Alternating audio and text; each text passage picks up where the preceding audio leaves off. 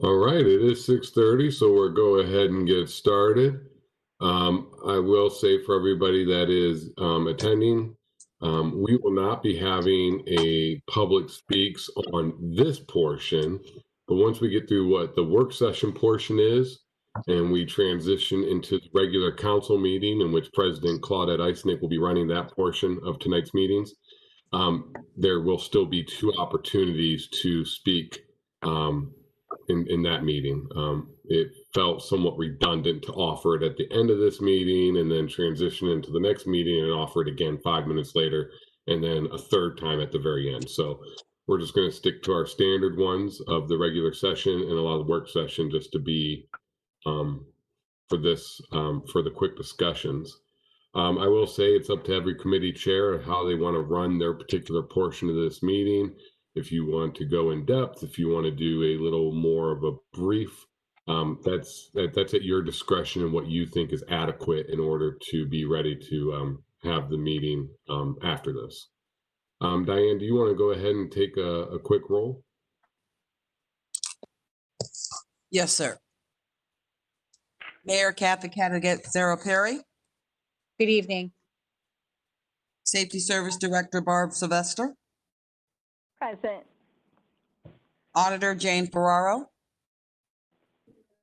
Here. Chief Deputy Auditor Debbie Bonk. Law Director Justin Richard. Chief Counsel Bill Bartos. Present. Chief Engineer David Kroc. Jason Popeil.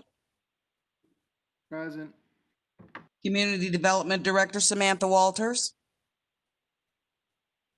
Economic Director David Maley. Present. Parks and Rec Steve Pedro.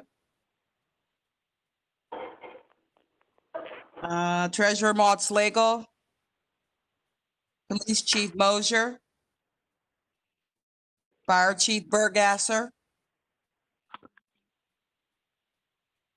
Income Tax Budget Director Lori Katagides Boron. And that's usually here, all that's here. Is there any in administration that I missed? Okay.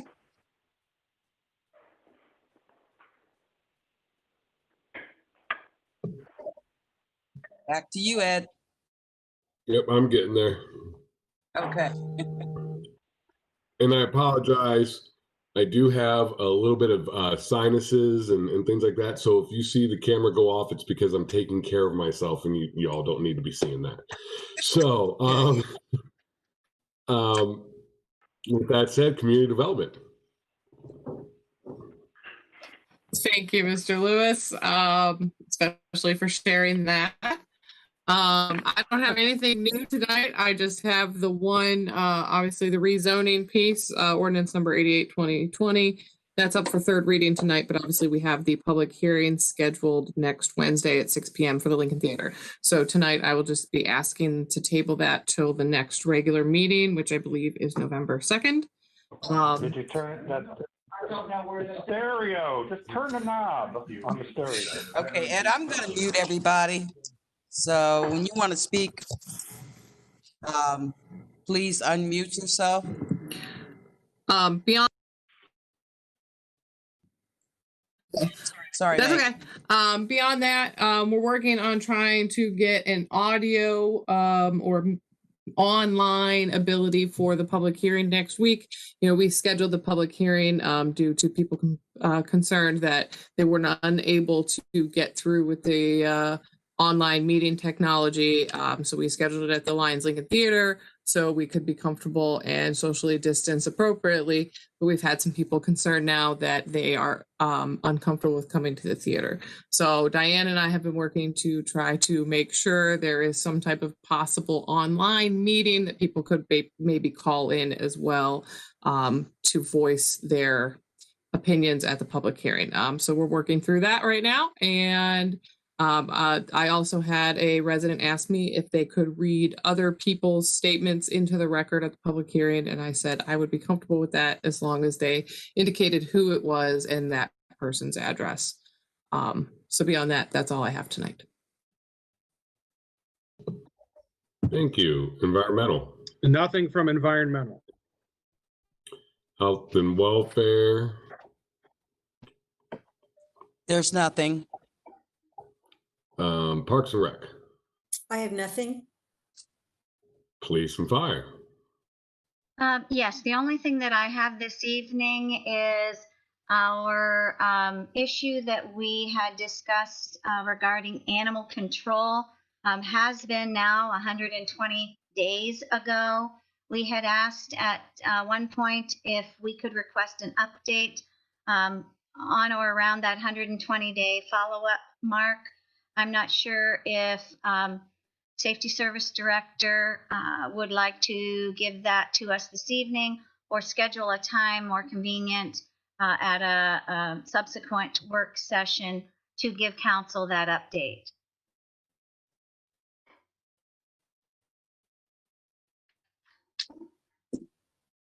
I'm sure she is probably muted.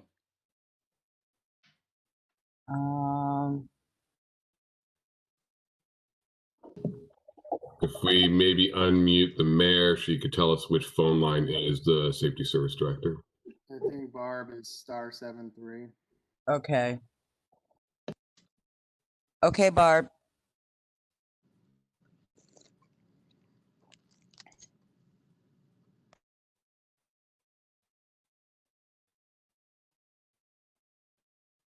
Ms. Sylvester, are you on the line this evening? She may be muted, Mrs. Lippman. This is the mayor. I'll be happy. Oh, we can no longer hear you. Can you hear me? Oh, we can can hear now. you now. Okay. I will talk with the chief and we can get back with you in a subsequent meeting and we'll be able to update you. However, for the future questions, Barb is on 1702. 1702. But we'll be happy to update you, but I want to have the chief's input as well. Okay, I wasn't sure if she had already done that or not for this evening. We talked about this previously, but we can certainly schedule it for, let's say, 2 weeks from now, if that's a convenient time. I think that should be fine. Okay, thank you very much. Barb, can you speak now? Can you hear me now? Okay. I just unmuted you. Okay, for the Okay. future. Okay. All right. Thanks, Diane. Uh-huh. Ms. Lippman, you had said 2 weeks from now. If you were wanting that discussion during a work session, that would be either this upcoming Monday or 2 weekends from that. Oh, that's correct. Thank you for that. Safety Service Director, I would ask you, would we be able to have an update on the 26th then? That would be the next work session. Yes, I can get with you and see exactly what all information you need this week, and I can have it for Monday. Okay, thank you very much. The 26th will be fine. Public utilities, I have nothing tonight, Mr. Lewis. rules and courts, I have nothing. Thank you. streets and highways. Yes, sir. We do have, thank you, Sloath. We do have one piece that is brought forward from Dave Maley about changing the language and the requirements for a sidewalk replacement program in the city. Because there's already some language in there. The biggest chunk of it, I guess, if you read through it, is changing a little bit about how it's doled out and how it's paid out. And of course, now that after that, it's going to come to the finance committee to see where the money's going to come from. But they want to go from about a $1,400 reimbursement to up to $4,000, half of what the project would cost, up to $4,000. from what I understand. There's no emergency language on this, so we can spend a little bit of time researching this if there's any other questions. So, anybody from the committee have any input? Yes, Mr. Therick, I have a Yes. question. Yes. Can we get some background for this request in language on this ordinance?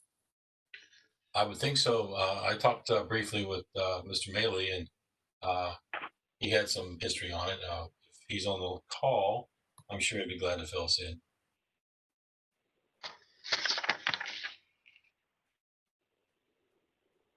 He is muted. He's muted. Okay, I'm sorry. Does anyone know where he's calling from? This is Dave Maley. Yeah, he's 77. Okay, I see him. Okay, David.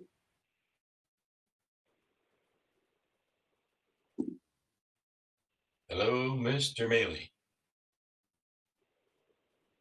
I think David Maley is just his visual. 77 would be his audio. Okay. David? Yes, can you hear me? Yes, we can hear you now. Yes. Okay, thank you. Mr. Chairman, yeah, we've been talking about revising this for some time, just based on the fact we think that it's a good program. We do have to have some sidewalk work done throughout the city.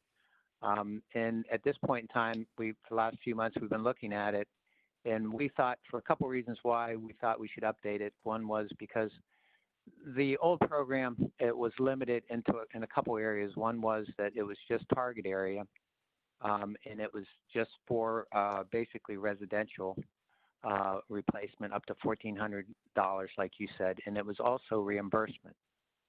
So people had to go into their pocketbooks and basically get reimbursed. And on commercial properties, it also was only for removal. It wasn't for actual replacement. Once again, limited to the target area. The revised version opens it up to the whole city. It would not be a reimbursement. We would actually pay the contractor as part of the payment. So the residential property owner would pay their portion, and we would pay our portion of the replacement up to $4,000 at 50%. And once again, it is opened up to all areas in commercial property owners throughout the city.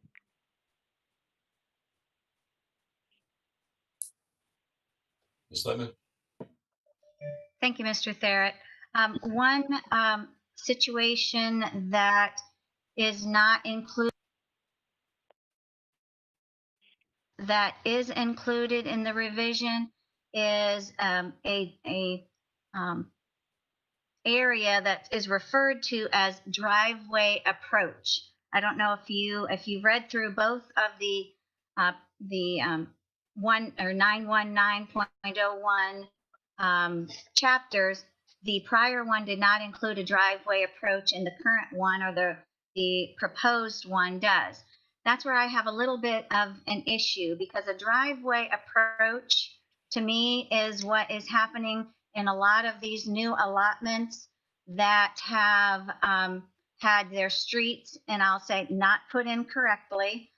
Down in University Village, the same thing is happening as out here on Castle West, as down in 28th Street. The areas that are next to the driveways that I think they are referring to as this driveway approach are literally broken up in almost, well, I'll say a lot of the driveways, causing a concern as to, now, is that driveway approach the homeowner's responsibility in repairing that, or is it considered part of the roadway, which of course is the city's responsibility for repaving, repair, maintenance, etc.?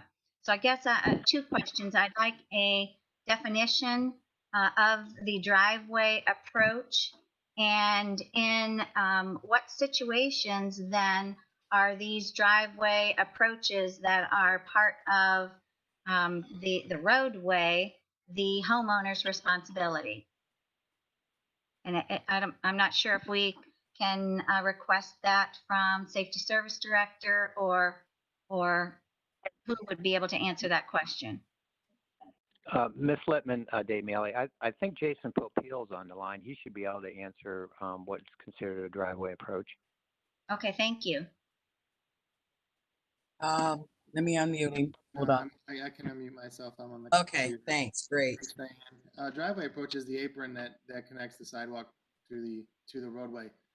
When we run a sidewalk through the property, the thickness of the sidewalk has to increase from 4 inches to 6 inches when we cross the driveway.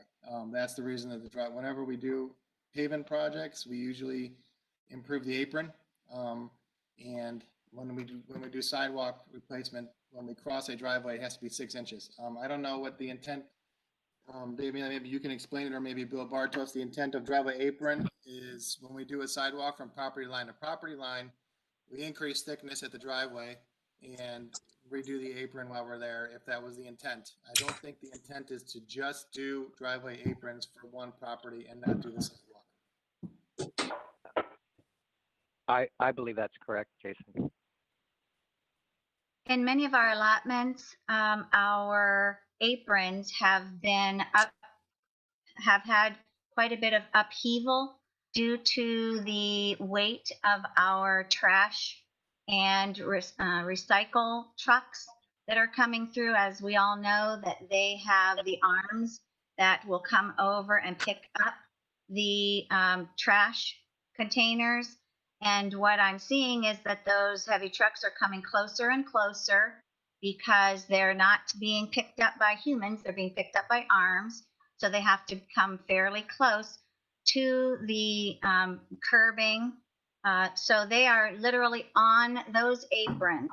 And if you go down any of these, and I'll say west side allotments because I know the west side allotments, but I'm sure in many of the other allotments as well, those aprons are either having upheaval or they are disintegrating.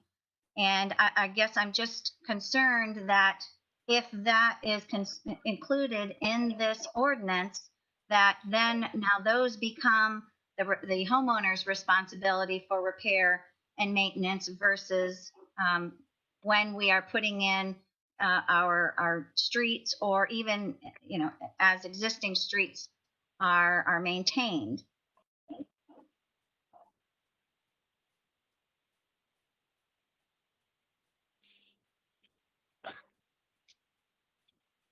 Mr. Lewis, go ahead. Yeah, there's a couple of comments I have. I don't know, maybe there needs to be more clarification, but when I think of them saying aprons, the apron stops at the curb. So that curb is where the apron stops, where the asphalt or the concrete line, in some of the allotments, they have that concrete line that goes right up to the curb and the asphalt starts.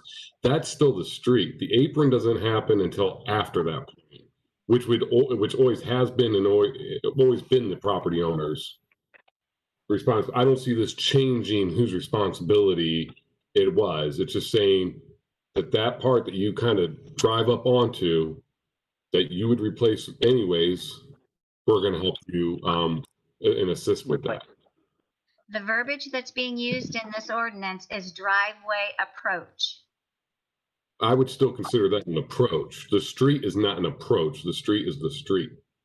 So the concrete that is on street side of what you're referring to, the apron, is city responsibility.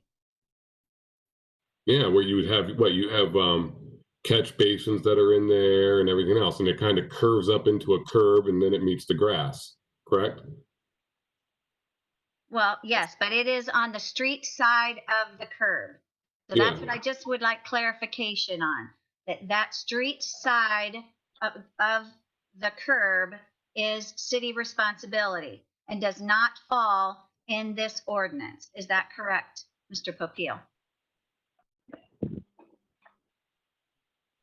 The ordinance states we will assist the homeowners in driveway aprons, which begin at the front of curb and end at the right of way.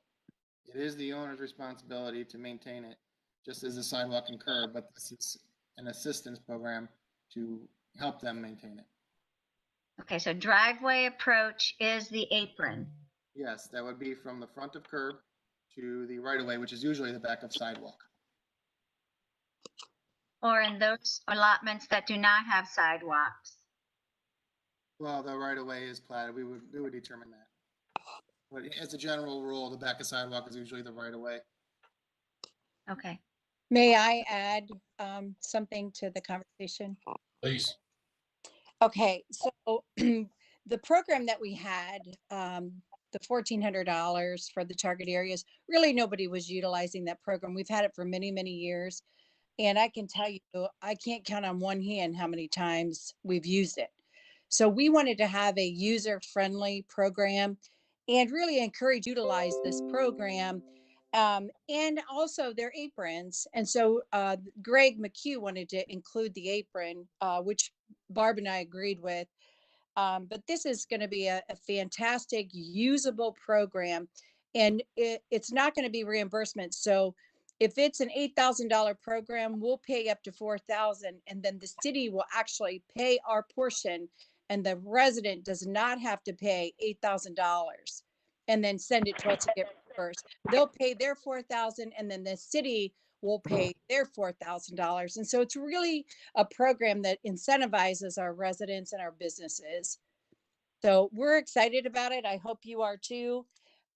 We do not have any money right now in the budget for it, but we plan on putting some money. We'd like to start out at $25,000 in the new year and put that in the program just to try to kick it off the ground and see how people are, how receptive our residents are to the program. Thank you, Mayor. Jill, I'm sorry, Ms. Cooper. Yes, thank you. That was one of the questions I was wanting to know for 2021 what the budget amount was going to be. So thank you, Mayor, for clarifying that. But where is that money going to be coming from? Is that going to be coming from the general fund? That money will be coming from our carryover.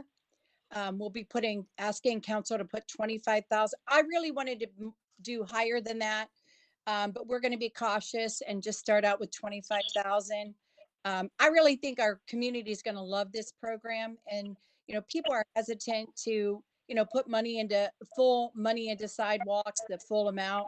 And so if we're helping them, I really think this is going to be a program that actually works for our community. So we'll start out at 25, and it'll be on a first come. Mr. Lewis. I just wanted to comment that I see a lot of great benefits with this. I think anything that helps our homeowners improve their property obviously benefits the entire city. It makes the city more attractive, neighborhoods more attractive. It'll help some of our older neighborhoods, like on the deep southwest side, the northeast end, even on the northwest end, all throughout the city, really, wherever you have old tree growth that's uprooting some of the sidewalks, this will be beneficial. And I think a side benefit, and this is probably where Mr. McCune was coming from, is we do have a lot of driveways that have gravel approaches. And the problem with gravel approaches is that gravel will get into the roadway and it beats up the asphalt and creates some unsafe conditions. So we'll also be able to help preserve our streets this way as well. So that's a nice additional benefit. Mr. Therrett? Yeah, go ahead, Ms. Lind. I just wanted to comment as well that I do believe that this is a great program, and the changes are certainly going to benefit some of our residents. But I do think that at least those questions that I have had regarding, again, that apron or the area that is on street side of our gutters, it is an issue. And if you're telling me that it is the responsibility of the homeowner to repair and maintain that, then I need to make sure that the residents that are bringing that to my attention are aware that it is their responsibility to repair or maintain those areas. So again, I wasn't really indicating that this program is a bad program, just that the situations that I'm being asked about are specific to allotments where that area is being either deteriorated or has upheaval.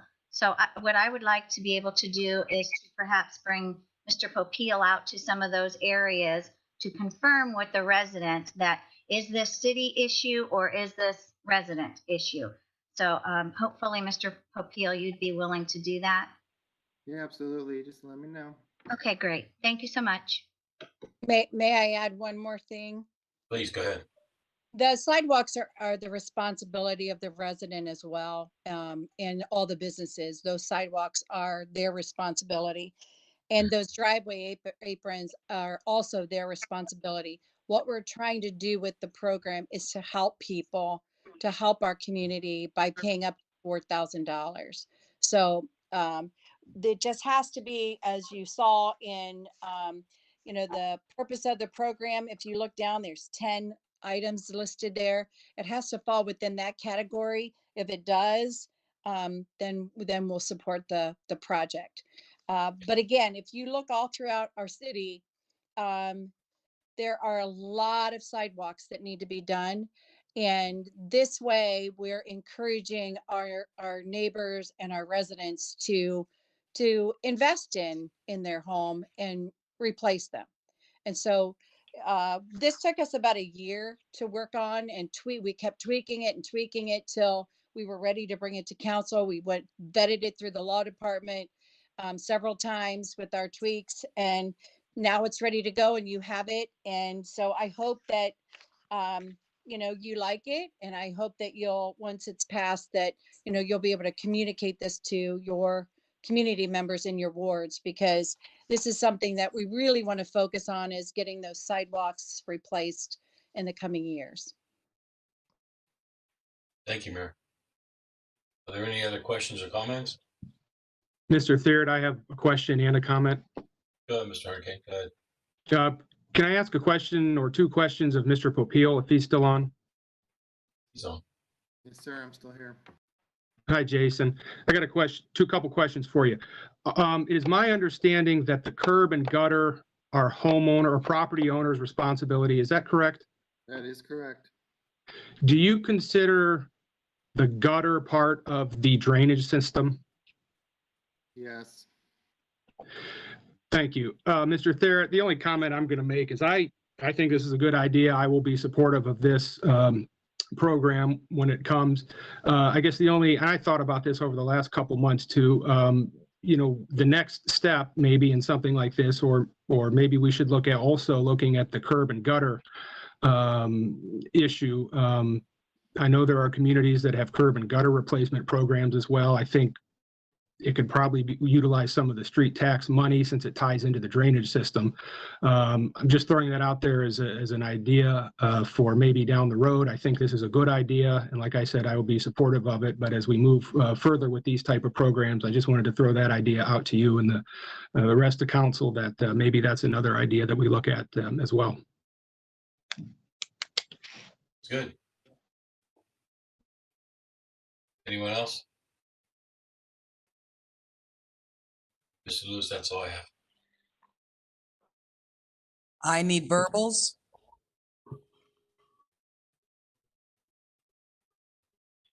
From, yes, Jim, I'll need verbals from your committee.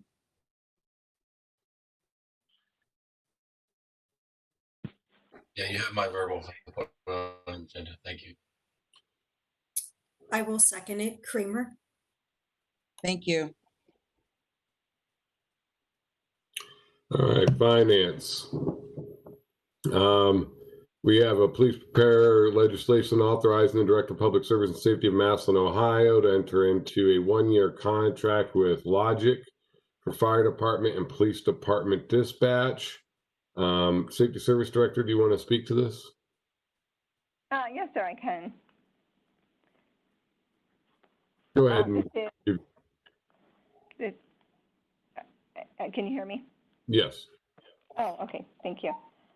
Yes, this is to enter into the one-year contract with our local organized government in cooperation, which is the Logic, and that is for our emergency services for our fire department and our police department. The fire and EMS rate is the same this year as it was last year. There is no increase that rate is based on the number of calls from the previous years, how they calculate that. The police rate the police rate also is the same as last year, and that's based on per person, basically our population. So it is the same rate as last year as well. All right, members of the Finance Committee, do you have any questions? My intent tonight would be to give it first reading, since it is a multi-page contract with a lot of depth. That way everyone has time to review it. So we're discussing it again next week, and then at second reading, we can decide if we want to take action. But I do give my verbal to place it on the agenda this evening.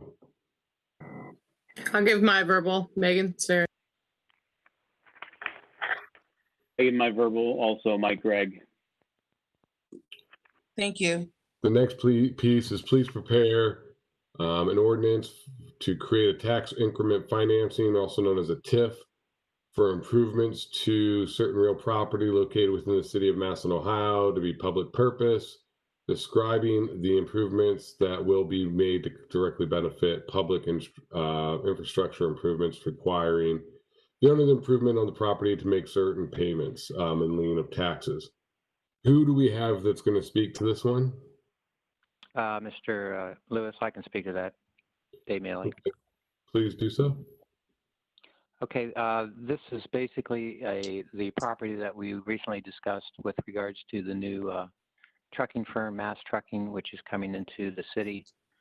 They are locating on Business Place, which is right off Richfield Drive. As you remember, we just passed some intersection improvement for a traffic light at the intersection just south of there on Nave and Richfield Drive. I think we are going to end up spending about $130,000 to improve that intersection with the traffic light using TIF dollars from Innit University and Freshmark. So what our plan was to TIF the property that they are moving on to. It's currently a vacant piece of property. They anticipate probably an investment of at least $1 million in the building. We would like to TIF that property for 10 years at 75% TIF to try to raise some dollars to use in that general vicinity for improvements. In the anticipated revenue? I'm sorry, you broke up, Mr. Lewis. The anticipated revenue from the TIF. Oh, the anticipated revenue based on the projections from the auditor's office would be probably around $13,000 a year.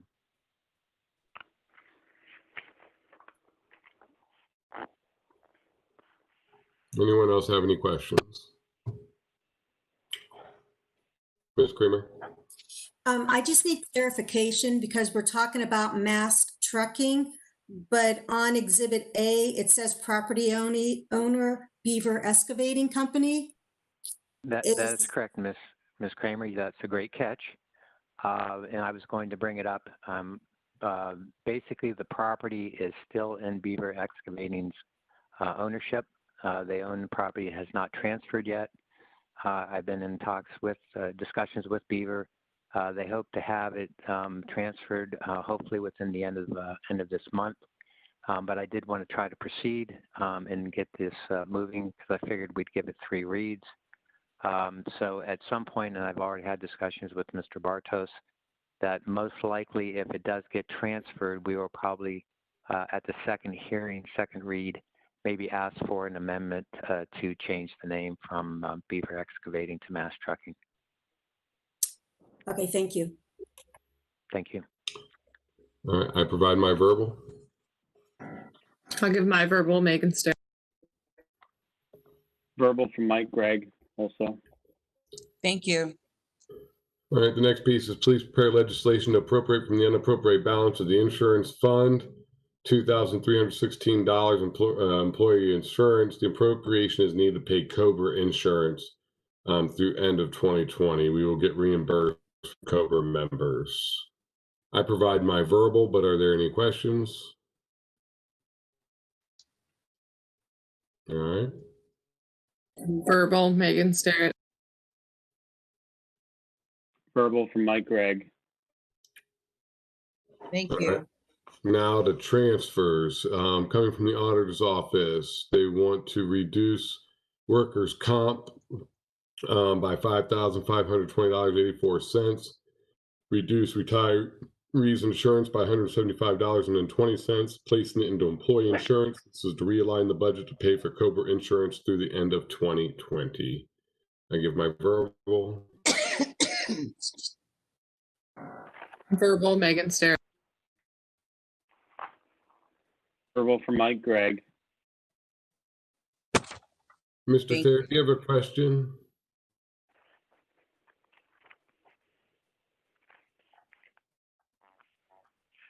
Oh, is this good? These are new ones, or are these the ones that are already on the agenda?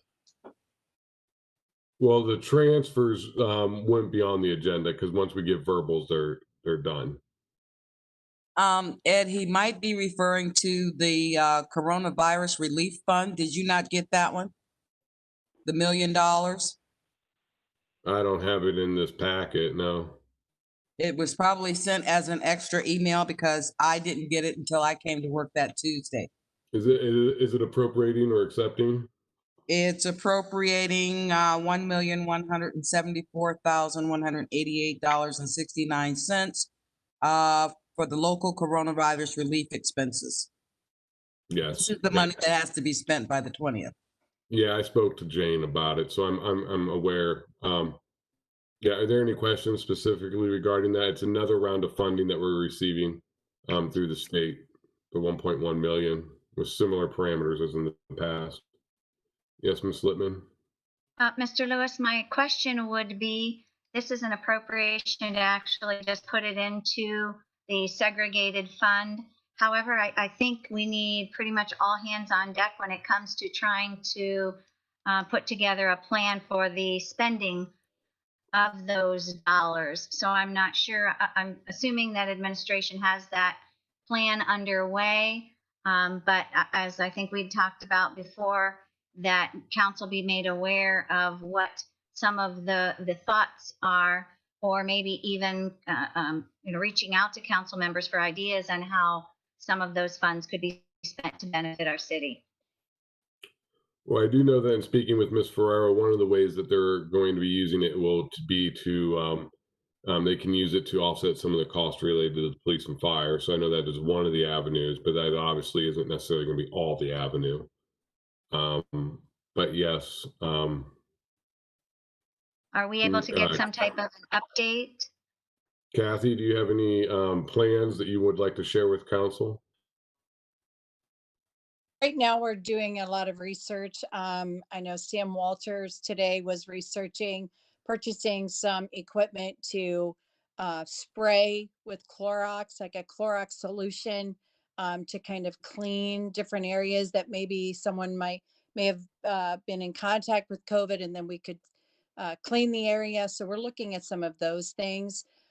Council, if you have any thoughts, please email Barb or Lori.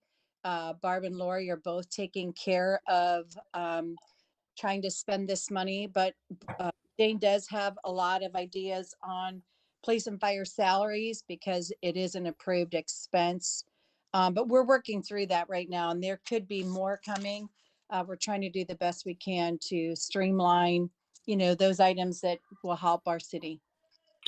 Do we have any progress on any kind of business grants, or where are we sitting with that? I don't believe Sam's on the line tonight, but we do have some progress on that, and I can have her give you an update next week if you'd like. That'd be greatly appreciated. Thank you. You're welcome. Mr. Thayer?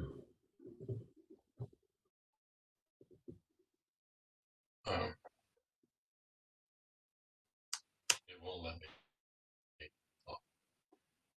I do have some experience with those sprayers. I use them every week. You could work. They're hard to come by, but they're a valuable tool to get one. But they may be catching up now, so I think they're in the magnitude of $2,600, somewhere in there, and then the chemicals. Absolutely. All right, I'll have my verbal for that. Megan Starrett, verbal. Verbal from Mike Gregg.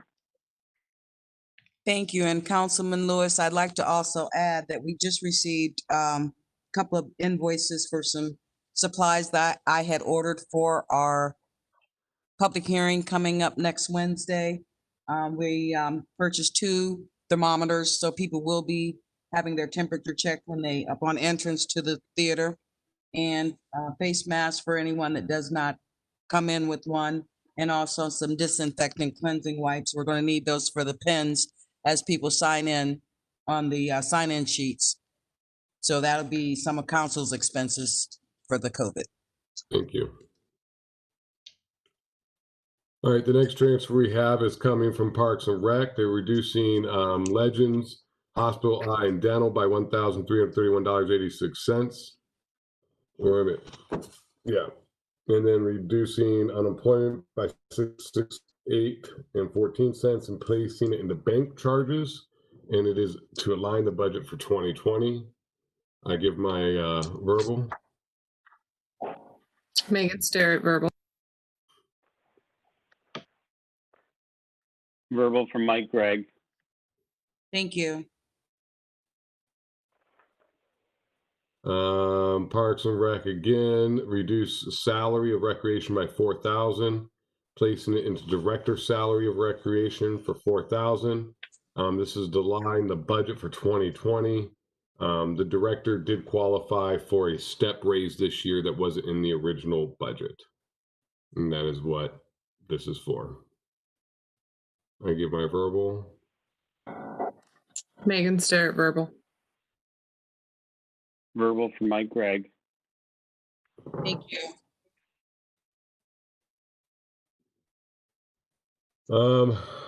This next one is also Parks and Rec. They're reducing their servicing contract by $5,579.86 and placing it into capital equipment. And it just says to align budget.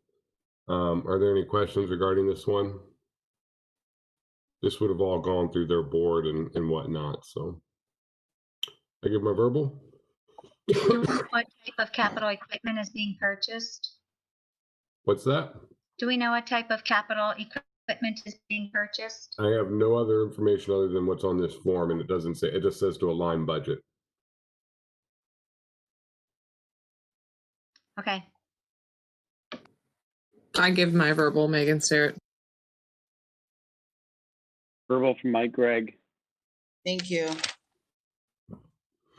Next one is from Fire. They're reducing EMS billing by $11,000, placing it into supplies and materials. This is to make final supplies purchase for EMS and fire equipment for 2020. I do believe we had the fire chief on, didn't we? If anyone has questions regarding this. You want to? I'm here, everyone. Good evening. Yes, Mr. Burgesser, or Chief Burgesser, is there anything in specific for this $11,000? Well, a lot of supplies have been spent on COVID, and as we wait for the reimbursement through the CARES Act, we're running out of time in terms of the budget year. At the same time, you know, EMS runs through the middle of the year from March through about May. We're down, so we felt like we could easily reduce EMS billing because we weren't having as many runs. So we thought we would put that there, and then when the CARES Act money does come through, that would just run into the carryover balance. Thank you. I give my verbal. Megan Starrett. Verbal from Mike Gregg. Thank you. This next piece is from administration. It's reducing city state collection fees by $584.20, placing it into the employee assistance program. If you're not aware, the employee assistance program is a program where employees can call a toll-free number or go to a website and receive support and assistance in some life services or other things. I have one at my day employment. Many of you may also. I give my verbal. Megan Starrett, verbal. Verbal from Mike Gregg. Thank you. Next one from Economic Development, reduce city state collection fees by 7,500, placing it into real property taxes to realign the budget to cover Hampton Inn property taxes. I need more explanation. Mr. Lewis? Yes. Yes, this is for payment of the Hampton Inn property, which the city is the owner of the property, in conjunction with an agreement with the Hampton Inn and SARTA, our share of the property taxes for that particular location. Second half taxes were $8,492.23, and I think they reallocated the money to cover that portion. And just to clarify, the reason we are in this agreement is because of the parking deck that the city utilizes? Yes. Yes, and it's an agreement that's been around for quite some time, and our share is 30% of the taxes and insurance, and we are looking at really looking at the whole thing as we speak. Yeah, I was going to say, And I can we can talk also to let the you- county auditor about getting like a 30% reduction in costs, since we don't normally pay Well, property tax?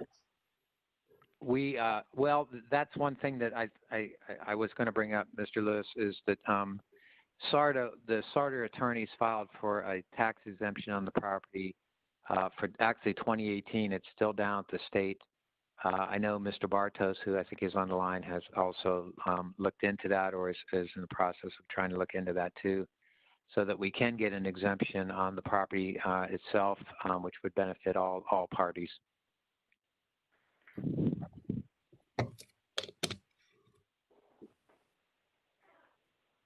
But as it stands now, we have to pay it. That is correct, based on the agreements that were signed many years ago. Yes. Like in the 90s or something, right?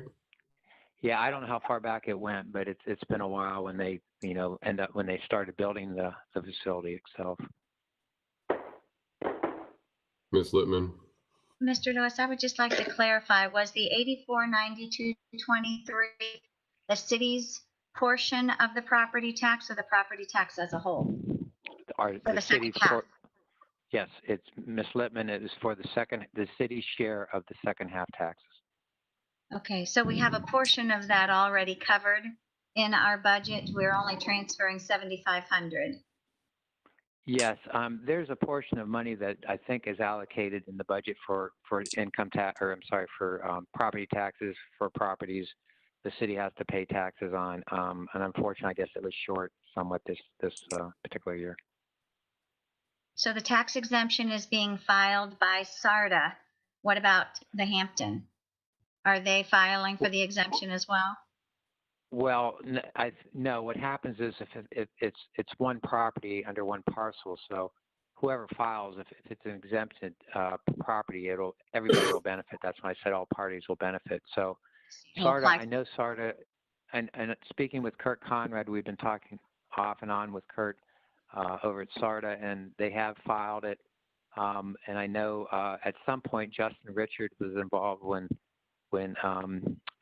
Andrea was law director, and I know that they've been looking at it, but sometimes to the state it just takes a long time, and it's down there. So we're hoping that there'll be some action and they'll grant it, so we won't have to continue to pay. Now, that being said, if it is granted and it was filed for 18, we should receive a rebate. Reimbursement. Mm-hmm. Okay. Yes. Thank you for that clarification. I give my verbal. Verbal, Megan Starrett.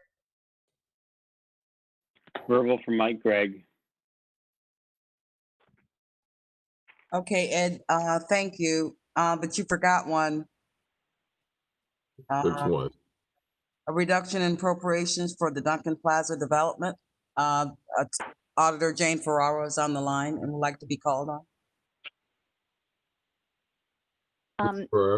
Ed, this is something that I did talk to you about. I'm sorry you didn't get those last to, we're just reducing it because Stark Community Foundation is paying half of their money this year and half of the money they pledged next year. So we have to reduce our certificate $50,000. And then we're just going to put it in the budget for next year. Is that accurate from what our conversation was?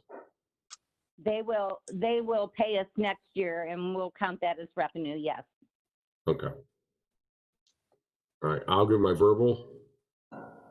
Verbal, Megan Sterry. Verbal from Mike Gregg. Thank you. All right, that's all we have for finance and this meeting. I do know that Diane wants to reset. President Eisnick, would it make sense to start the next meeting at 7:30? 7:30 sounds good for me. That's what I had told some of the neighbors that have contacted me. So 7:30. And do we have to log out and log back in? No, I'm just going to stop the recording and mute everyone. All right, thank you. You're See you welcome. at 7:30. Thank you.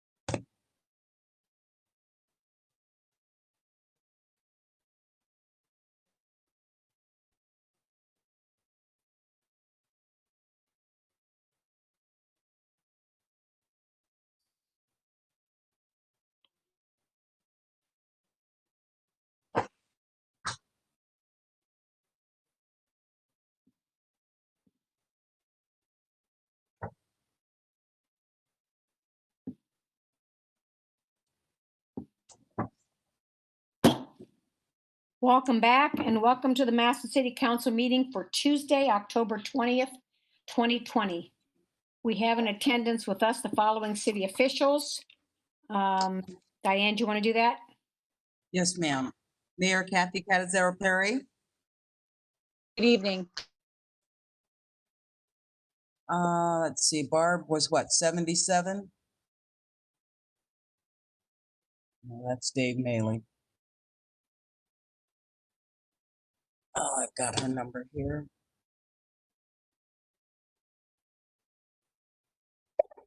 Barb Sylvester. What was her last two digits again there? 1702. 02.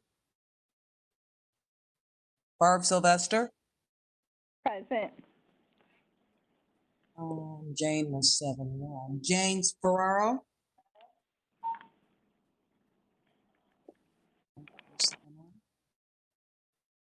Jane, are you there?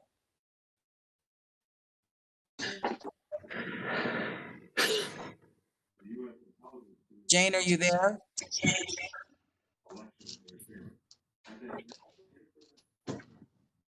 Move on, come back. Everybody. Earlier, she might not stay for the second meeting. Her number's still up though. She's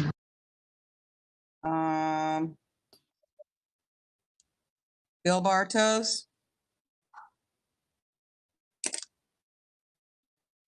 I don't have you muted.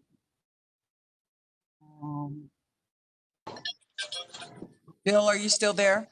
Present, Diane. Can you hear me? I can hear you now. Okay, great. I apologize for muting everybody, but I can't hear it with all that background noise. Jason, are you still here? I'm all done. I already know everything.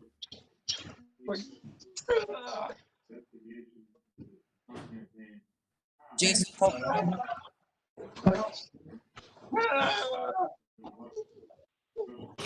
Waivers.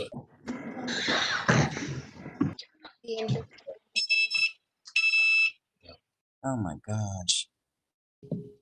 Can we just assume that city officials are present? Okay. That's official. With Actually, I my phone and where? Oh, okay. I went to in the room to get it. Sorry. Diane, go ahead and mute everybody so we don't have the interference.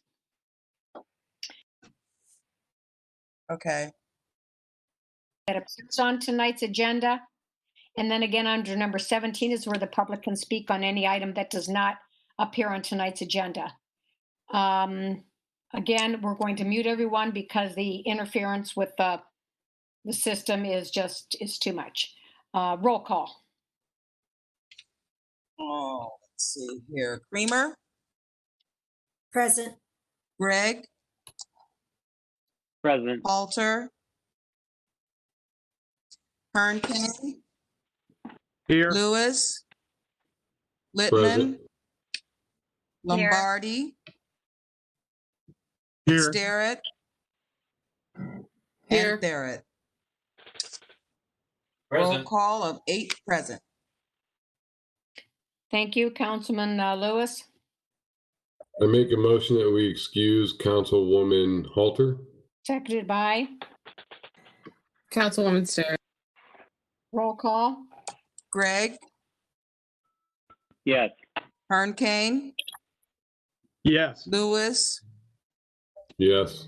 Littman, Yes. Lombardi, Yes. Starrett, Yes. Starrett, Yes. and Creamer. Yes. 8 yes to excuse Councilwoman Halter. Thank you, Madam Clerk. Councilwoman Halter has been excused. Councilman Hernkane. Thank you, Madam President. Would you please stand and join me for the Lord's Prayer and the Pledge of Allegiance? Our Father, who art in heaven, hallowed be thy name. Thy kingdom come, thy will be done on earth as it is in heaven. Give us this day our daily bread, and forgive us our trespasses as we forgive those who trespass against us. And lead us not into temptation, but deliver us from evil. For thine is the kingdom, and the power, and the glory, forever and ever. Amen. I pledge allegiance to the flag of the United States of America and to the republic for which it stands, one nation under God, indivisible, with liberty and justice for all. Thank you, Councilman Hernkane. Madam Clerk, are the minutes of the previous meeting transcribed and open for public viewing? Yes, they are. All minutes have been posted. Are there any additions or corrections to be made? No, there are not. Stand approved as written. Before we get into remarks of delegation and citizens to matters on the agenda, the mayor had asked if she could say a couple of words. Go ahead, Mayor. Thank you, Madam President. Tonight, I want to talk a little bit about a certain person. It has been a privilege and an honor to work with a gentleman who has been an outstanding leader, visionary, and friend. Tonight, I'd like to announce the retirement of Fire Chief Tom Burgasser. It will be effective April 9th, 2021. And the chief will be leaving his position exactly 31 years from his hire date of April 9th, 1990 with the City of Massillon. During this time, Chief Burgasser has served our residents as a firefighter paramedic, a captain, and for the last 14 years as chief. During his tenure, Chief Burgasser has successfully secured numerous grants through FEMA, the Community Health Foundation, and the BWC, totaling over $3.3 million, with the city's contributions of those dollars only being $128,000. These grants have provided funds for necessary equipment and training, including hazmat training, fitness training and equipment, power cots, CPR device, heart monitors, radios, a tanker truck, air packs, thermal imaging equipment, and a grant that allowed for bringing back department personnel when the city was in fiscal emergency, bringing the department to full roster. Tonight, I would ask that you join me in congratulating him. He's giving us a significant amount of time for his replacement, and he's very excited about this. He is on the call tonight, but I'd like to congratulate him for all the years, 31 years of service in April, and we will certainly miss him. Thank you, Madam President. Thank you, Mayor, and thank you, Chief Burkhauser.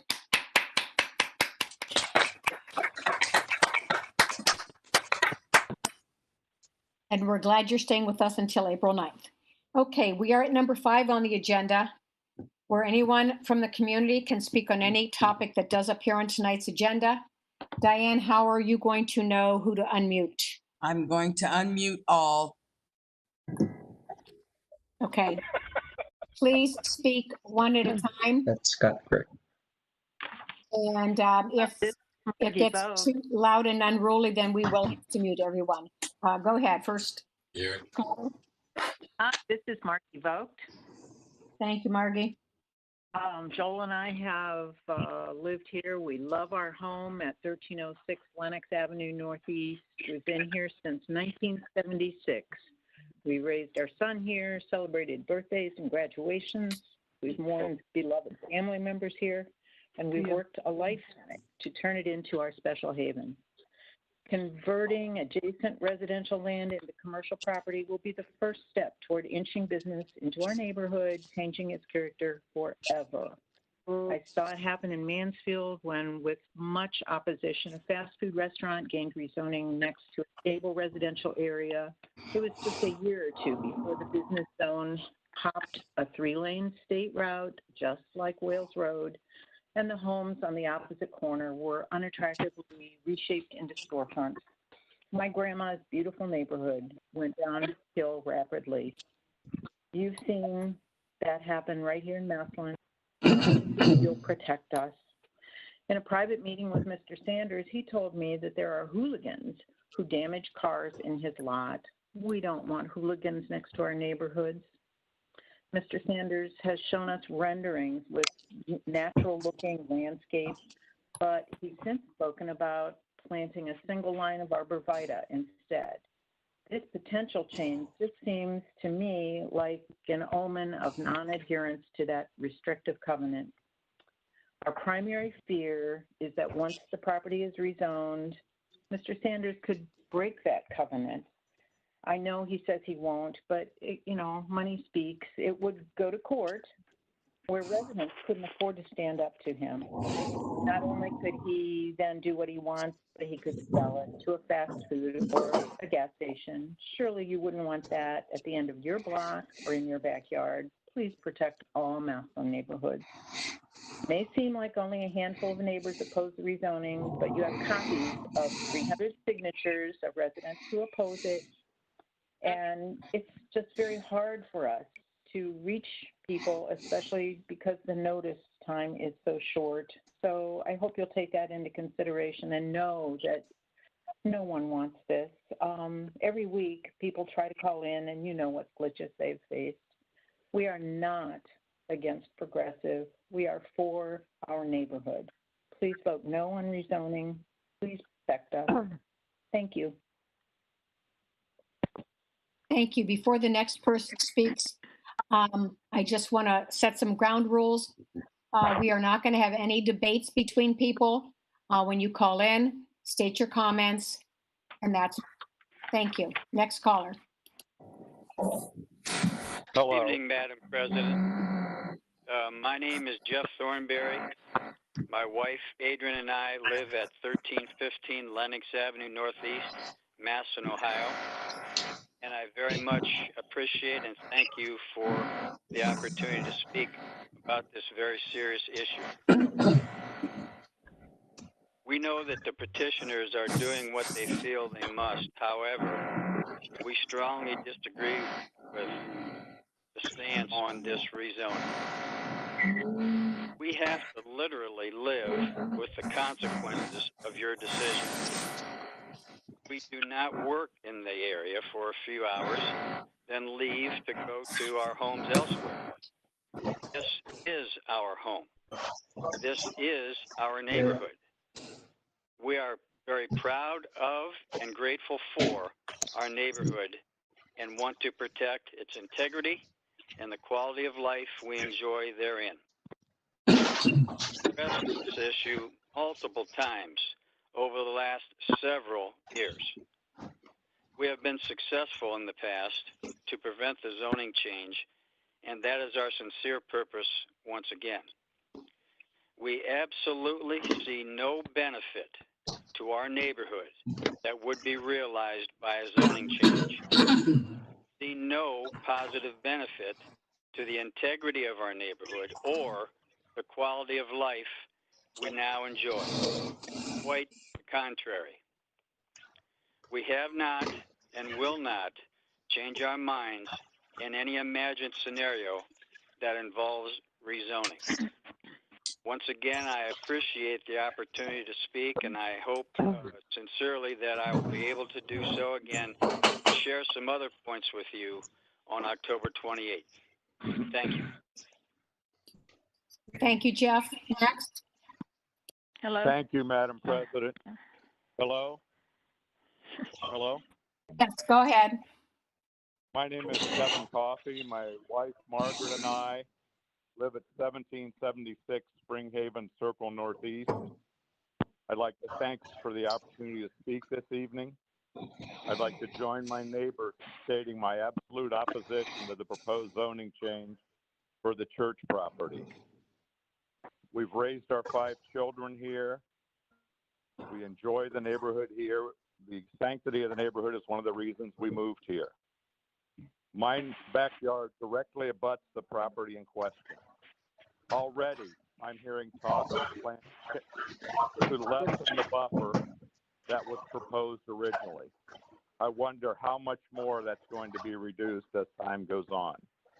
With all due respect, I'd like to remind all involved that we elect council members to represent the citizens. Each of you has a chance to do that here by protecting the properties and interests of the affected neighbors. You have a chance to stand up for the people who live here 24 hours a day, 7 days a week, over the wants of someone who drives in from 9 to 5, then goes back home elsewhere. As Margie stated, more than 300 people have signed a petition and are on record opposing the rezoning. You have that petition before you. Please don't ignore this group. Please don't ignore our signatures. These are Massillon residents who chose to live in this neighborhood because it's stable, it's quiet, it's residential. Beyond those things, we're taxpayers whose opinion, respectfully, should be given due consideration at the very least to the desires of a single business owner. The proposed rezoning plan is bad for the neighborhood and bad for those of us who live here. I respectfully urge you to please not let our neighborhood deteriorate at the expense of one individual. I thank you very much for your opportunity, for giving me the opportunity this evening to speak. I hope you will keep our concerns and our welfare in mind. And on an unrelated note, I'd like to thank my buddy Tom Bergerser for his service, congratulate him on his retirement, and wish him well. Thank you very much. Thank you, Mr. Coffey. Next. Hello. Hi, I'm Patty Scully. I live at 1406. My husband, Leo, and have for over 44 years, and hope to be here a lot longer. I watched Governor DeWine today, and he is suggesting all Ohioans stay away from crowds and called the numbers grim.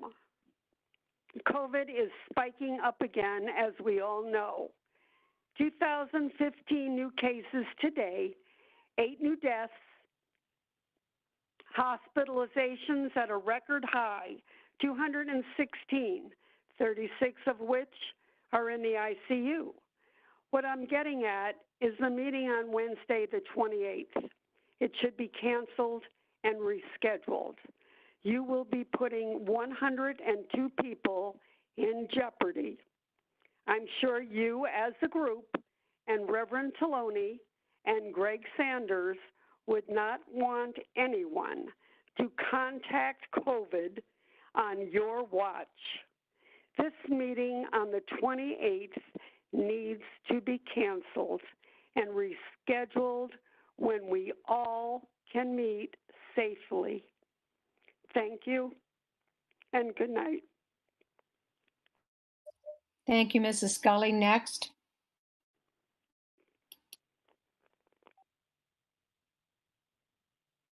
Hello, Madam President.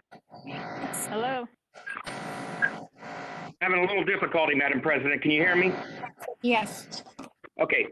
Larry L.J. DeLuca, 2954 Veterans Boulevard Southeast, here in Mass.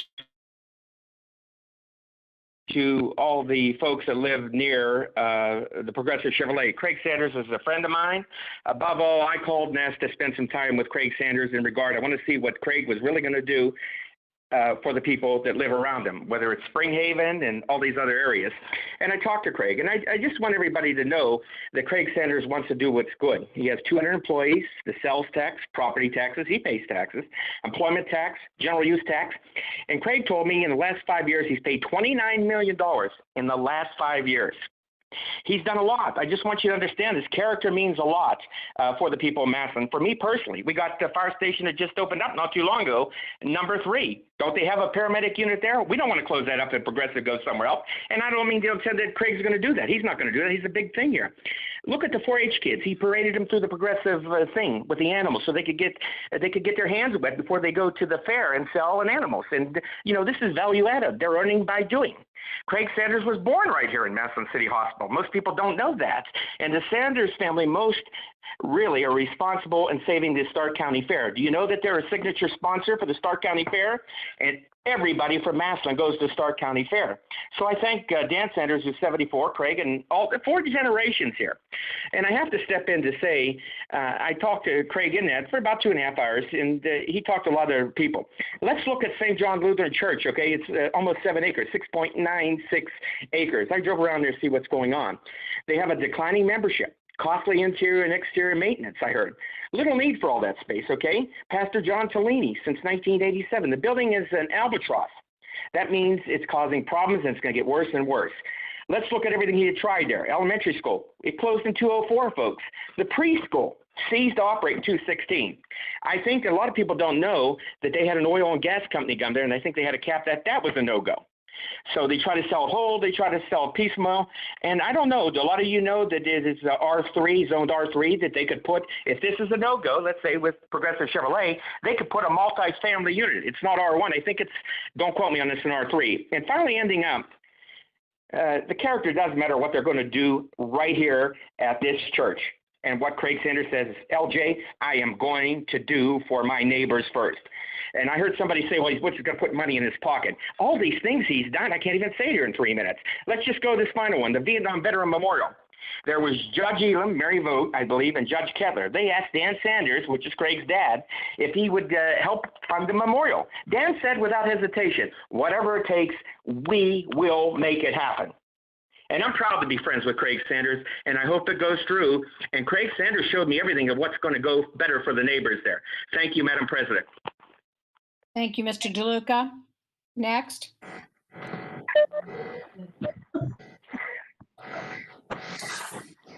Hello. Hello. Go ahead. Thank you, Madam President.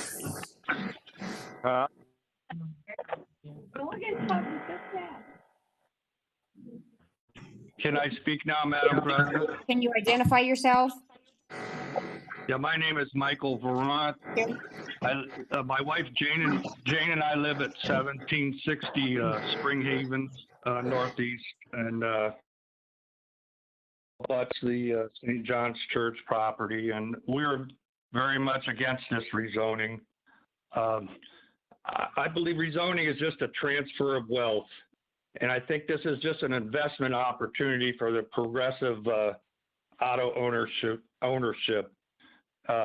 It may be a parking lot temporarily, but I think in the future, he can develop it any way he wants to, such as another dealership or a gas station in the future.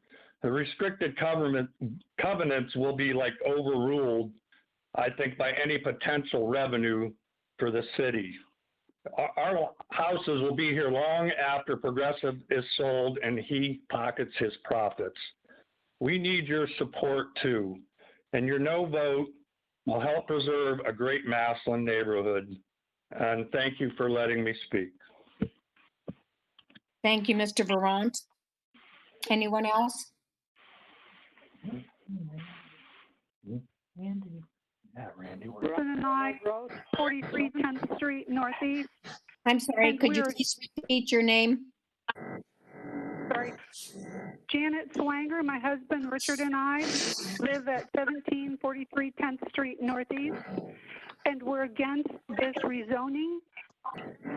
Nothing against Progressive or the Sanders. It is simply our right to preserve our neighborhood as it is, with the freedom to feel comfortable and safe, and as it has been for the last 8 years that we've lived here, we've not wanted to be rezoned. Thank you. Thank you, Mrs. Swagger. Anyone else? Yes, I would like to speak. Your name? This is Jamie Sloath. I live at 1752 Spring Haven Circle Northeast. My wife and I this rezoning. We moved here 5 years ago because it's a quiet neighborhood, and I feel like this is not good for our neighborhood. So I just wanted to say that we are against this. Thank you. Thank you, Jamie Slutz. Anyone else? Milbrot. Hello? Please repeat your name. Ron Milbrot. Thank you. I live at 1792 Spring Haven Circle, and I've lived. Let his daughter help him. Ron, you're breaking up. Could you start again, please? He must have hung himself up.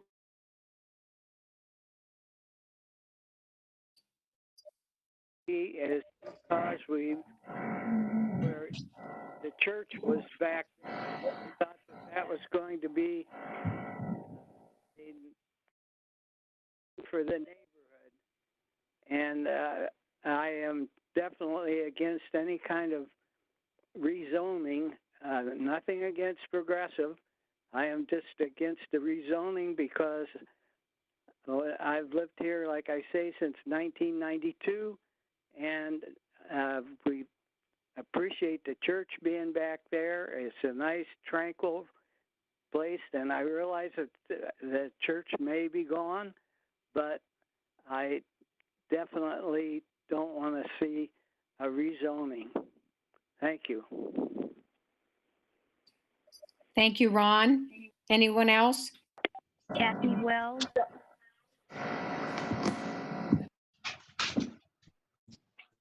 Hi. Go ahead, Kathy. Hi, it's Kathy Wells. I live at 1312 Lenox Avenue Northeast, right next to Margie and across the street from Jeff. And it breaks, and I am against it. I enjoy my peaceful neighborhood. I like to go out front in the evening, and when I take my dog out, I like the way it looks when I look up to Wales Road. Even with the amount of traffic that can be there at times, it's calm, it's peaceful, it's quiet. There's not a lot full of cars. And again, I want to echo, it's nothing against Progressive. It's just that I feel my neighborhood should stay the same and be what it has always been. I've been here since '96, and I bought in a neighborhood where the taxes were higher than at that point in time I really could afford, but I felt it was worth it to be able to raise my family here. Thank you. Thank you, Ms. Wells. Anyone else? Hello. Please state your name and address. Yes, this is Cheryl Wood, 1821 Wales Road, and I am opposed to the rezoning of the residential parcel to commercial parcel. People, please Okay. stop with the background noises. Thank you. I chose this neighborhood 26 years ago to build my house, to build it here. And I didn't plan to build my house and live across the street from a car lot, or who knows what will be in the future. I also believe that zoning is here to save our neighborhoods. So I'm asking to save our neighborhoods and oppose the rezoning. Also, I agree with some regarding to the open meeting for October 28th with the COVID-19 virus. I'm not sure the theater has we're in a confined area. I'm not sure safety-wise if it is wise for us. And I know myself, I have an underlying health condition, and I will not be able to attend that meeting. But could we also think about rescheduling this meeting in a safer area, auditorium, or reschedule a different time later? Thank you very much. Thank you, Mrs. Woods. Anyone else?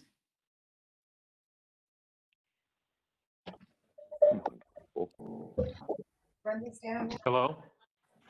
Go ahead. May I speak? Yes, please state your name and address. Yes. My name is Randy Lamp. My wife and I live at 1256 Lennox. We are, of course, opposed to the rezoning of the church property. Our reason for our opposition should be obvious to anyone that might be in a similar situation. I want to quickly reflect on the one gentleman's response about Craig Sanders. I personally, and I don't believe anybody of us in the neighborhoods have anything against Craig Sanders. This is simply about protecting our neighborhood, just as we have in the past from Rite Aid, the Nissan dealership, and et cetera, et cetera. I do believe that the proposal before us is a representation of what could be, and I'm afraid that the reality will be something very different than what we're seeing. I don't care at this point if it's intentional or unintentional, a local business, or maybe a national chain. I think in time, we will be seeing something completely different than what Mr. Sanders is proposing. I also share Ms. Scully's concerns about the meeting on the 28th.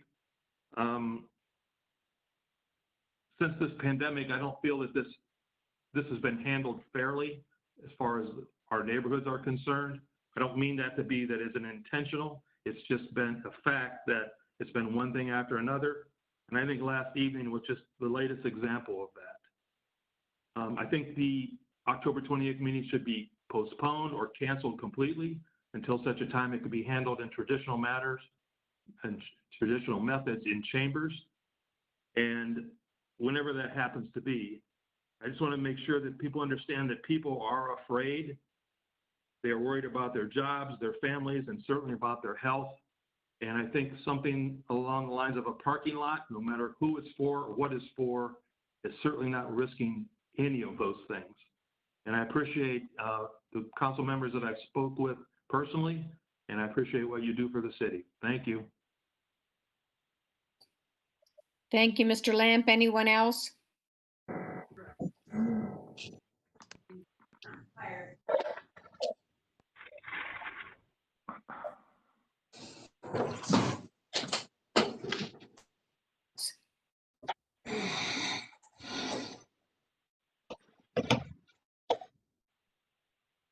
Hearing none. This is Craig. Yes, Go ahead.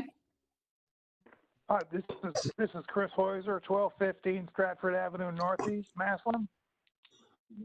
I'm not going to reiterate all the things that people have said before me, but I agree with everything they've said, and I am completely opposed, as my wife, to any change or zoning of the St. John's Church.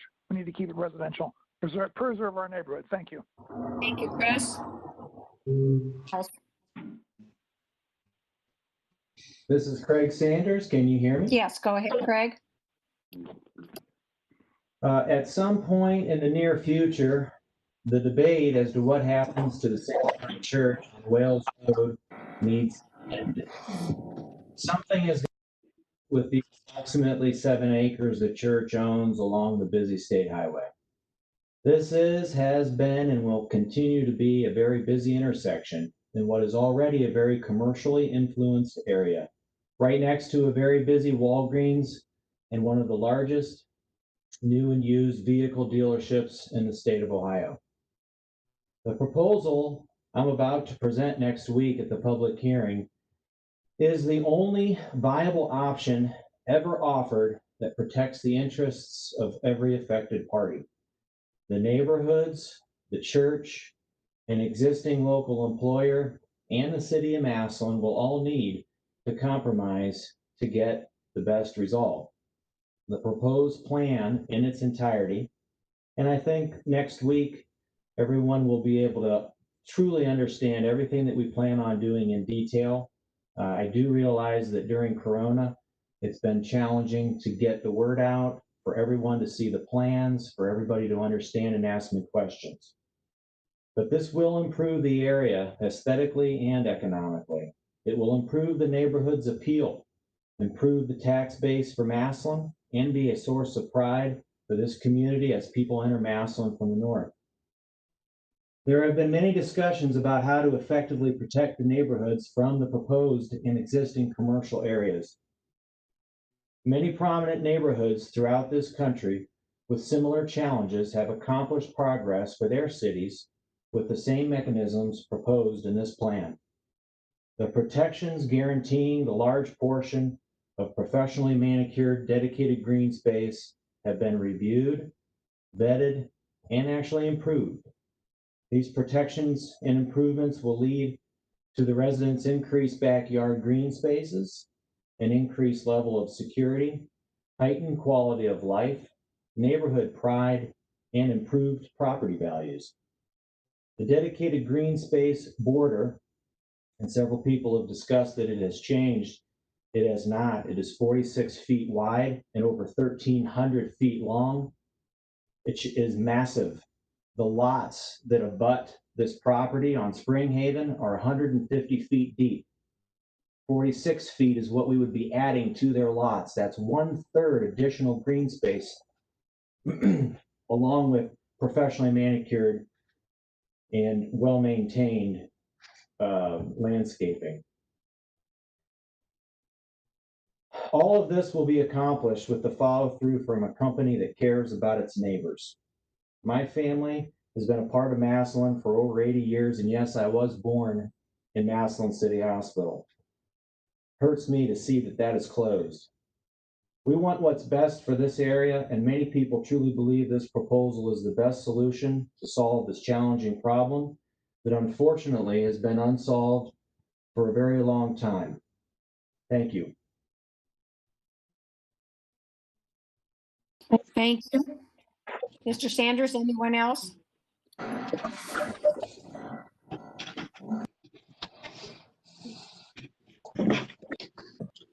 Hearing none.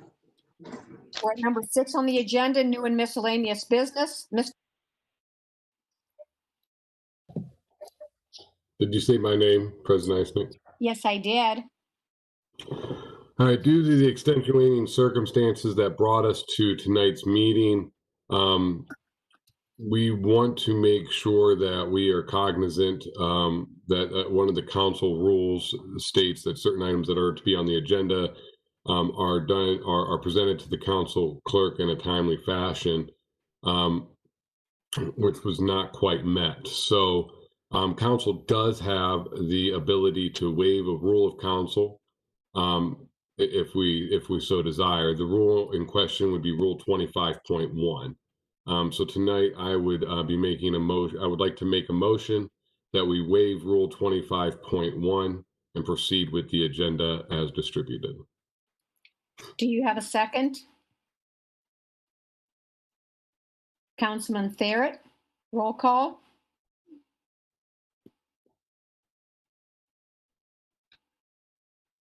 Hearn Kane, Yes. Lewis, Yes. Littman, Yes. Lombardi, Yes. Starrett, Yes. Barrett, Yes. Creamer, Yes. and Gregg. Yes. 8 yes to suspend Rule 25.1 to add the ordinances 108-2020 through and including ordinance number 113-2020 to introduction of ordinances and resolutions on tonight's agenda. Thank you, Diane. Rule 25.1 has been Passed. passed. Yeah. Thank you. All right, introduction of ordinances and resolutions. Sorry, had a temporary senior moment. Introduction of ordinances and resolutions. Ordinance number 108-2020. An ordinance amending Chapter 919 Sidewalk and Curb Replacement Program of the Codified Ordinances of the City of Massillon, Ohio. Councilman Therrett. Yes, thank you, President Isaac. As we discussed briefly, this is kind of a resurgence, if you would, and a redo of a program that's been around the city with some enhancements, hopefully to entice local residents and commercial entities into improving their sidewalks. And criteria there is quite explicit, and we hope that expressed before that enough people take advantages of this program to make it worthwhile. Is there any other questions or concerns that, of council tonight on this?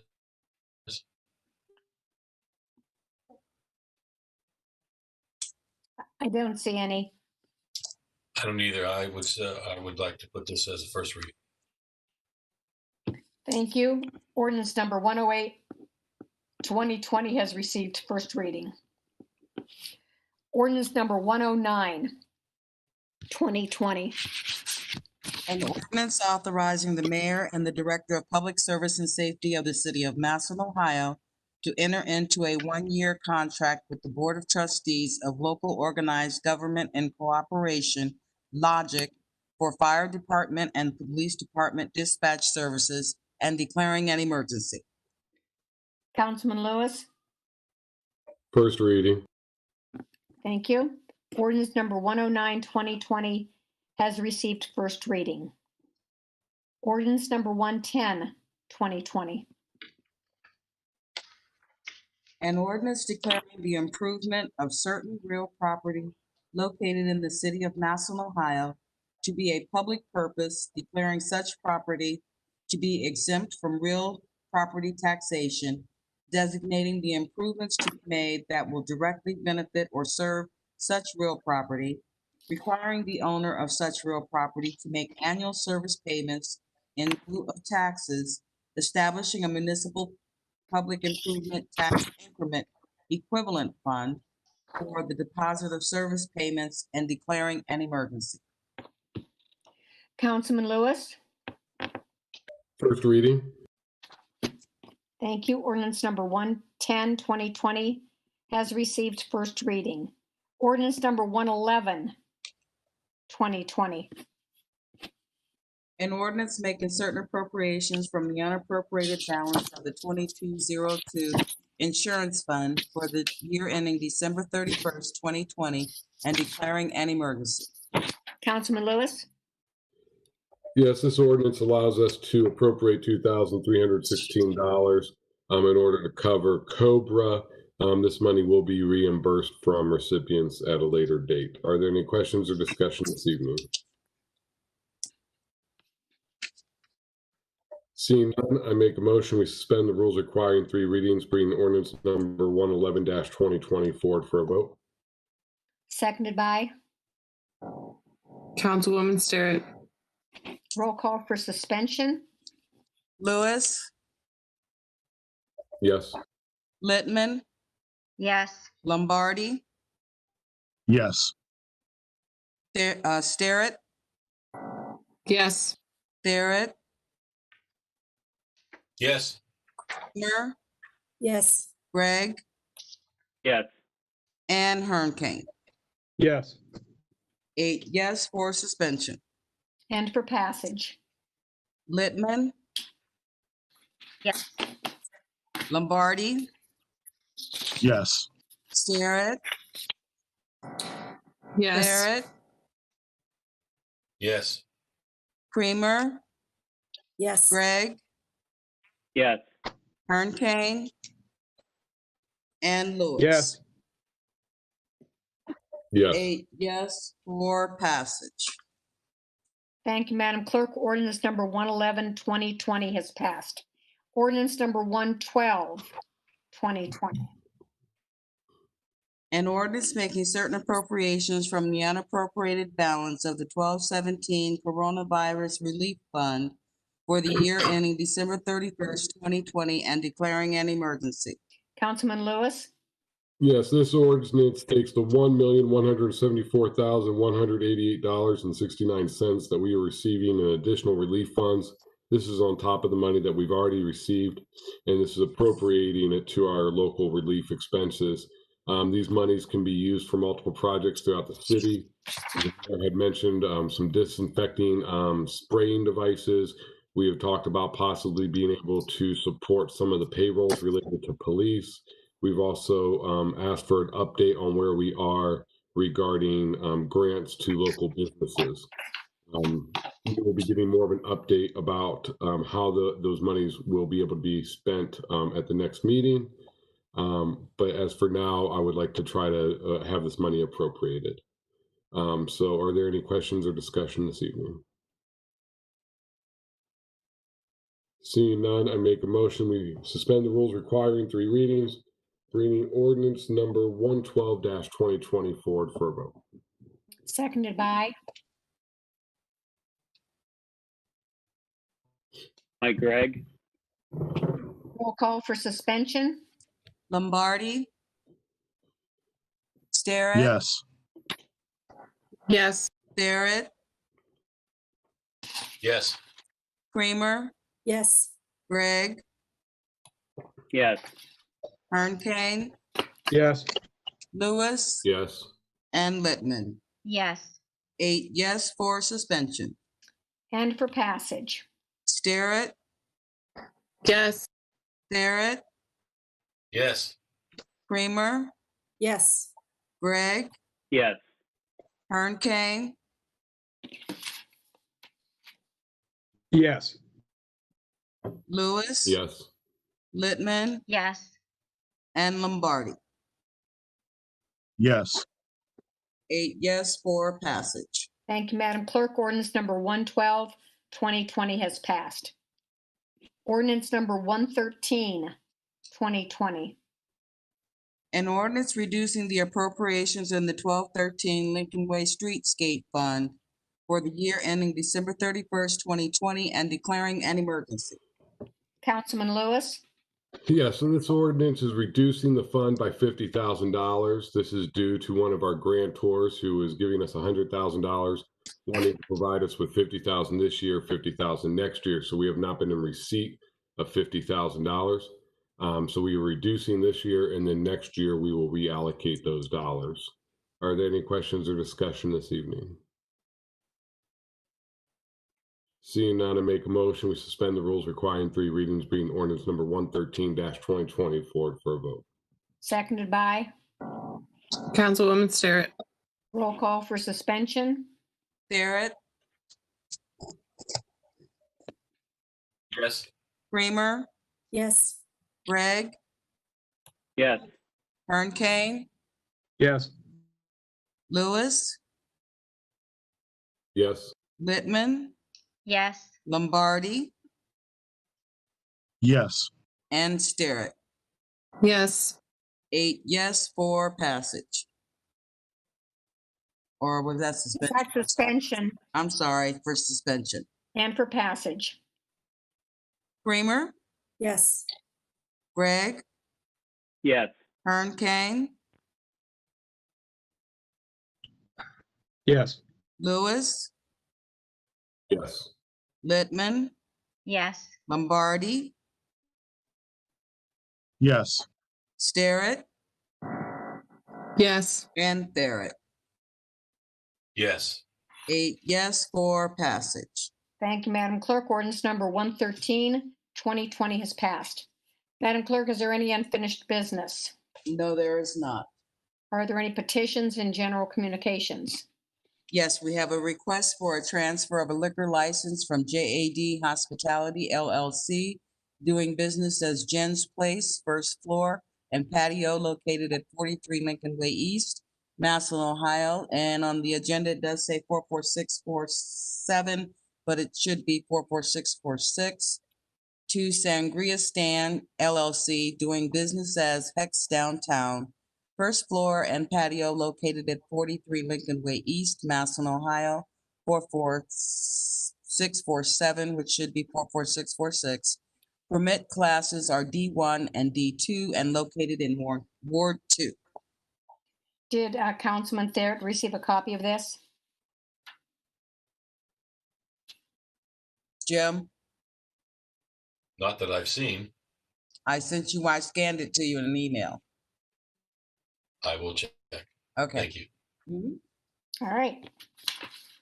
Are there any bills, accounts, and claims?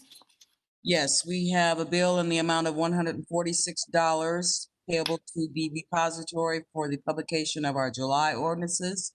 We also have another bill in the amount of $560.80 payable to the repository for the publication of our August ordinances for a total of $706.80. Councilman Lewis, Yes, I make a motion that we pay the bills. seconded by, Councilman Gregg. roll call.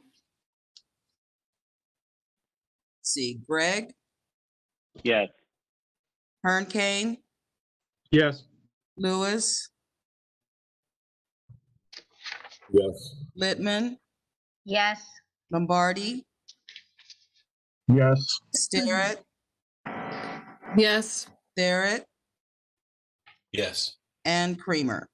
Yes. 8 yes to pay the bills. Thank you. The clerk will pay the bills and charge them to their proper accounts. Reports of city officials. Are there any?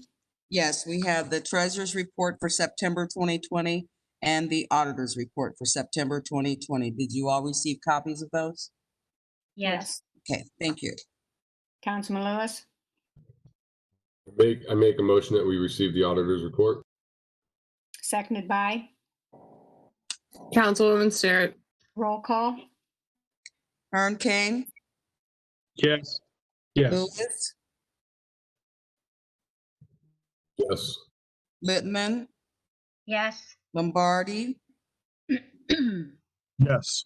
Sterrett, Yes. Barrett, Yes. Creamer, Yes. and Gregg. Yes. 8 yes to accept the auditor's report. Thank you, Madam Clerk. The auditor's report has been accepted. Reports of committees. Our next work session will be Monday, October 26, 2020 at 6:30 p.m. Council President? Yes, Councilman Lewis? Yes, so as far as Finance Committee, just so everyone knows, next Monday at our work session, we will be speaking with Lori Codified, and we will be speaking about the budget that they are proposing for the City of Massillon.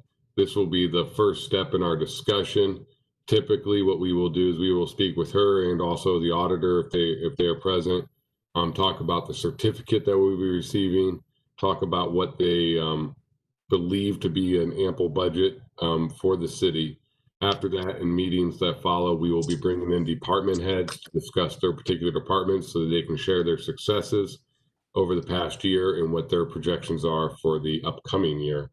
So just be ready for that round, those rounds that are going to be coming. Typically, we do not vote on the budget until the last session of council in December. So just wanted to give that update. Thank you.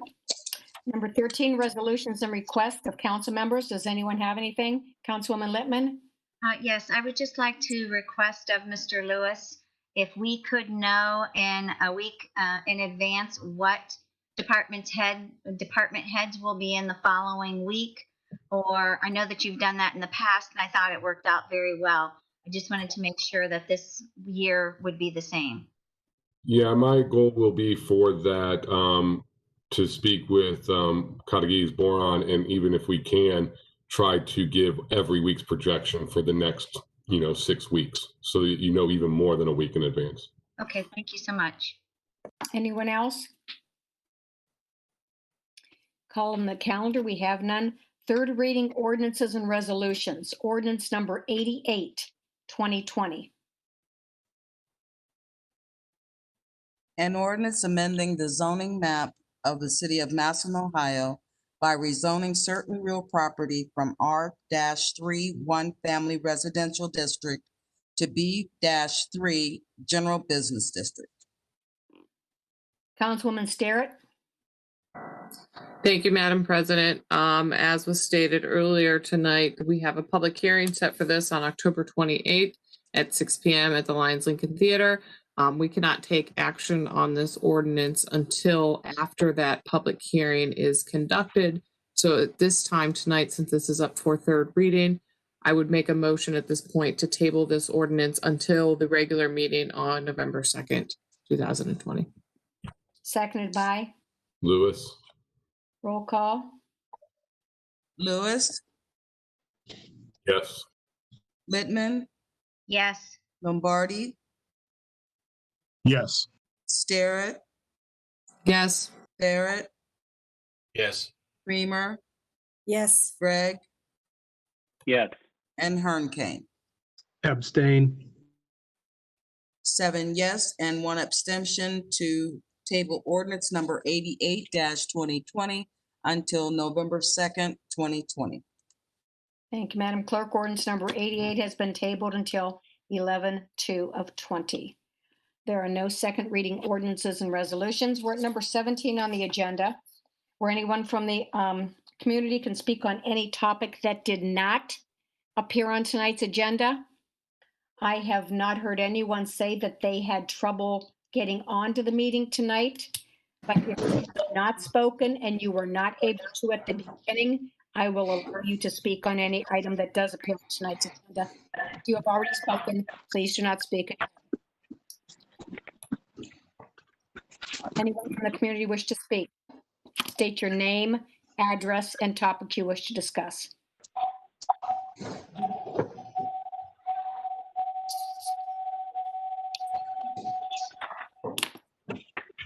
I want to hear the birds. Hearing none. Councilman Hernkane. I move that we adjourn. Seconded by? Meeting adjourned.